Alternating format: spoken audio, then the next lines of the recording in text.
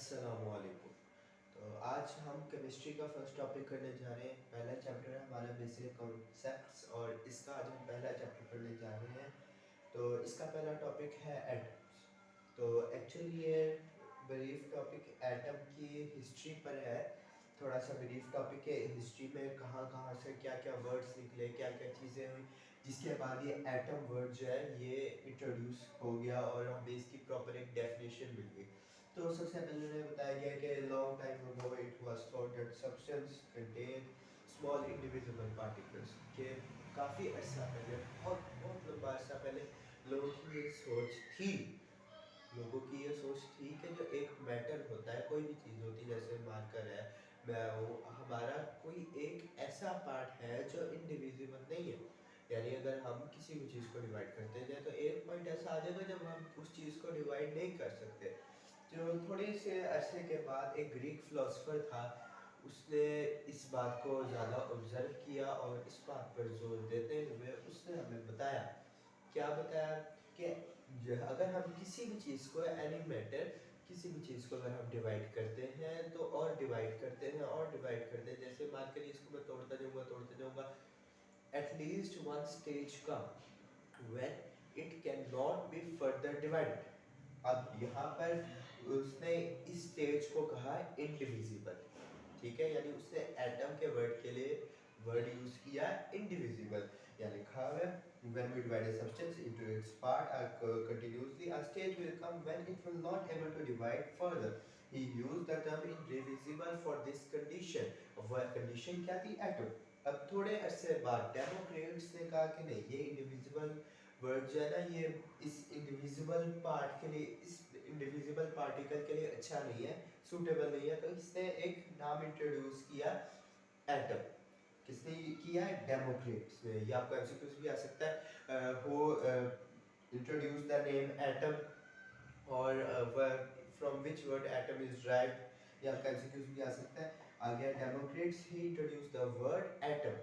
अब एटम जो वर्ड है ये एटोमोस से ड्राइव हुआ है, एटोमोस, जिसका मतलब क्या है? इंडिविजिबल। अब इसके तरह थोड़ा सा फुल फॉर्म में चल जाता है तो ए होता है नॉट और टॉम होता है कट, यानी it can not B cut anymore, यानी इसका मतलब यही है कि इंडिविजिबल है।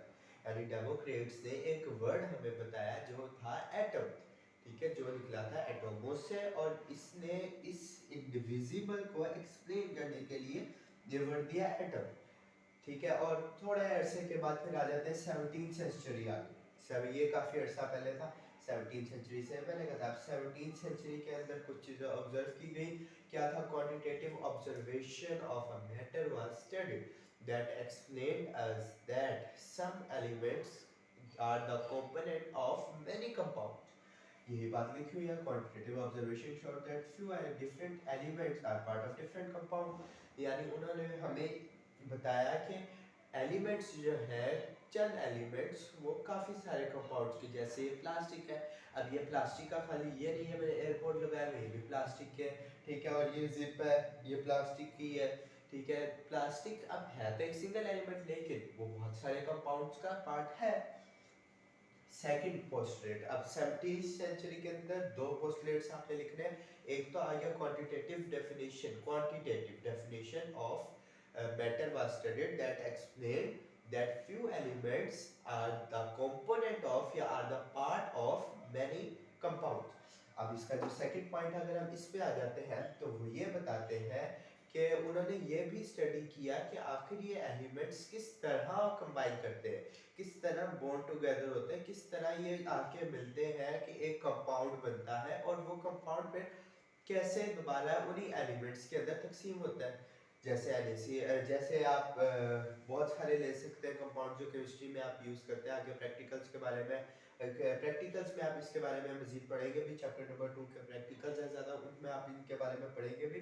It was studied how elements combine to form compound and how a compound is broken again into its elements। सही बात लिखी हुई है यहाँ। अब उसके बाद थोड़ा सा और आगे आ जाते हैं तो 1808 में, यानी 1808 में जॉन डाल्टन। अब ये डाल्टन काफ़ी मशहूर बंदा हो सकता है, शायद आपने भी नाम सुना हो। इसने बायो के अंदर भी थोड़े बहुत कंट्रीब्यूशंस किए थे। तो ये जॉन डाल्टन बंदा है, इसने क्या किया, इसने 3 पोस्टुलेट्स लिए। अब ये जो है ये एक इम्पोर्टेंट शॉर्ट भी है, आपको ये आ सकता है टेस्ट पॉइंट ऑफ व्यू के, यानी चैप्टर वाइज टेस्ट अगर आप कहीं देते हैं तो उस हिसाब से ये इम्पोर्टेंट है। ये एक अच्छा शॉर्ट है देने के लिए कि explain contributions of John Dalton. ठीक है, तो अब इसकी कंट्रीब्यूशंस क्या है, इसकी 3 कंट्रीब्यूशन है। Law of conservation of mass, यानी जो हमने 9th क्लास में बायो में भी पढ़ा था, ठीक है, कि energy can not be form not be destroyed but it can be change from one form to other form. Second जो था वो था law of definite proportion. Law of definite proportion के बारे में भी हम 9th 10th में पढ़ चुके हैं, ठीक है, और इसका है कि every element has atom by fix proportion by mass, ठीक है। और थर्ड इसने बताई एटॉमिक थ्योरी। ये दो तो आपको सिंपल इसने दो इसने लॉ बताया और एक इसने थ्योरी बनाई जिसको कहा जाता है एटॉमिक थ्योरी। अब वो थ्योरी क्या थी, a matter have atom of same और डिफरेंट एलिमेंट्स, कि कोई भी मैटर है उसके अंदर एटम्स होते हैं जो सेम एलिमेंट के भी हो सकते हैं और डिफरेंट एलिमेंट्स के भी हो सकते हैं। और जो वो एटम्स हैं उन एलिमेंट्स के उनकी प्रॉपर्टीज, यानी वो एलिमेंट्स जो है वो प्रॉपर्टीज के अंदर डिफर करते हैं एक दूसरे से। कि अब फॉर एग्जांपल आप ले लें कि सोडियम ले लेते हैं। सोडियम अब जो है ये NaCl बनाने के लिए भी यूज होता है, ठीक है। अब NaCl के अंदर Na की प्रॉपर्टीज अलग है और Cl की प्रॉपर्टीज अलग है। यही बात उन्होंने बताई हुई है कि a matter has same or different elements which differ in their properties। अब उनकी केमिकल प्रॉपर्टीज में भी फर्क हो सकता है और फिजिकल प्रॉपर्टीज में भी फर्क हो सकता है। क्या है, which differ in their properties। ये तो सिंपल सा पोस्टुलेट था कि एलिमेंट्स जो है वो कंबाइन करके मैटर बनाते हैं और उनकी जो प्रॉपर्टीज होती है वो डिफरेंट होती है एक दूसरे के। अब आ जाती है एटम की प्रॉपर डेफिनेशन, यानी कि मॉडर्न साइंस ने हमें जो डेफिनेशन दी है एटम की, इस सारे लंबे प्रोसीजर के बाद, इतनी लंबी रिसर्च के बाद आखिर हम कंक्लूजन पे क्या पहुंचे, मॉडर्न साइंस ने हमें क्या डेफिनेशन दी, वो डेफिनेशन थी atom is the smallest part of a matter that takes part, और आप ये लिख सकते हैं that can take part in a chemical reaction. Atom is the smallest part of a matter, atom is the smallest part of a matter that can take part in a chemical reaction or that takes part in a chemical reaction। इसके आगे example में आप कोई भी दे सकते हैं, hydrogen, oxygen, nitrogen, helium, neon, कोई भी आप एटम की आपने एग्जांपल दे दी है। अब आगे इन एटम्स के उन्होंने दो पोस्टुलेट्स लिखे हुए हैं, ठीक है। अब उन्होंने पहला पोस्टुलेट क्या लिखा है कि दे मे और मे नॉट एग्जिस्ट इंडिपेंडेंटली। अब भाई इस लाइन का क्या मतलब है, मैं यहाँ पे आपको साइड पर समझा देता हूँ कि फर्ज करें आपके पास ऑक्सीजन है, अब ओ जो है ये कभी इंडिपेंडेंटली एग्जिस्ट करता ही नहीं है। क्यों, क्योंकि इसकी वैलेंसी पूरी नहीं है, तो ये इंडिपेंडेंटली कैसे एग्जिस्ट करेगा, जब भी करेगा ये O2 की फॉर्म में करेगा, यानी ये डिपेंडेंटली एग्जिस्ट कर रहा है। ऑक्सीजन जो है वो इंडिपेंडेंटली एग्जिस्ट नहीं करता, ठीक है। लेकिन अब सारे एलिमेंट्स तो ऐसे नहीं है कि वो इंडिपेंडेंटली एग्जिस्ट नहीं कर सकते, ठीक है। ऐसे एलिमेंट्स भी हैं जो इंडिपेंडेंटली एग्जिस्ट कर सकते हैं। फॉर एग्जांपल आपके पास हेलोजन्स आ जाती है, फॉर एग्जांपल आपके पास नियॉन आ जाता है। अब आप नियॉन को सिंगल लिख सकते हैं, क्यों, क्योंकि ये इंडिपेंडेंटली एग्जिस्ट कर सकता है। ये पोस्टुलेट है, दे मे और मे नॉट एग्जिस्ट इंडिपेंडेंटली।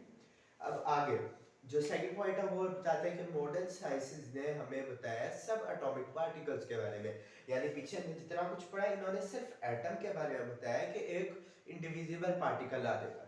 जब हम किसी भी मैटर को डिवाइड करेंगे तो एक इंडिविजिबल पार्टिकल आ जाएगा, लेकिन उन्होंने उसके बारे में फर्दर नहीं बताया। लेकिन मॉडर्न साइंसेस ने हमें बताया कि वो जो एटम है वो भी फर्दर डिवाइड होगा, उसके अंदर भी सब एटॉमिक पार्टिकल्स हैं।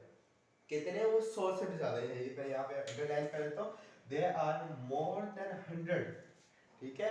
अब इसके अंदर फंडामेंटल पार्टिकल्स भी है और नॉन फंडामेंटल पार्टिकल्स भी है। फंडामेंटल पार्टिकल्स कौन से हैं, इलेक्ट्रॉन्स, प्रोटॉन्स, न्यूट्रॉन्स, जिनके बारे में हमने बचपन से पढ़े हैं, ठीक है, बहुत सारी क्लासेस में पढ़े, 7 8 9 से पढ़े हैं हम इलेक्ट्रॉन्स, प्रोटॉन्स, न्यूट्रॉन्स के बारे में।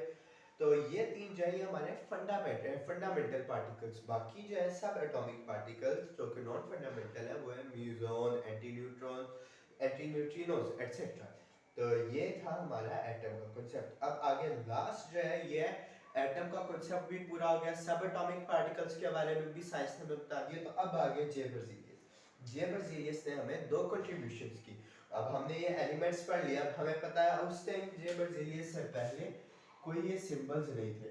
उन्होंने सिंपल लोग ऑक्सीजन को ऑक्सीजन ही लिखते थे और नियॉन को पूरा नियॉन ही लिखते थे। लेकिन इन्होंने क्या किया, इन्होंने इसके सिंबल बताया कि आप ऑक्सीजन को पूरा ना लिखो, इसमें टाइम कंज्यूमिंग है, ठीक है, आपका क्या कहते हैं उसको, काफ़ी ज़्यादा मुश्किल भी हो सकते हैं जब आप ज़्यादा चीज़ें लिख रहे हैं। तो उन्होंने यूज़ किया ऑक्सीजन के लिए वर्ड ओ, और उसके बाद नियॉन जो है, नियॉन के लिए उन्होंने हमें इंट्रोड्यूस करवाया, आप इसके लिए लिख सकते हैं एनी।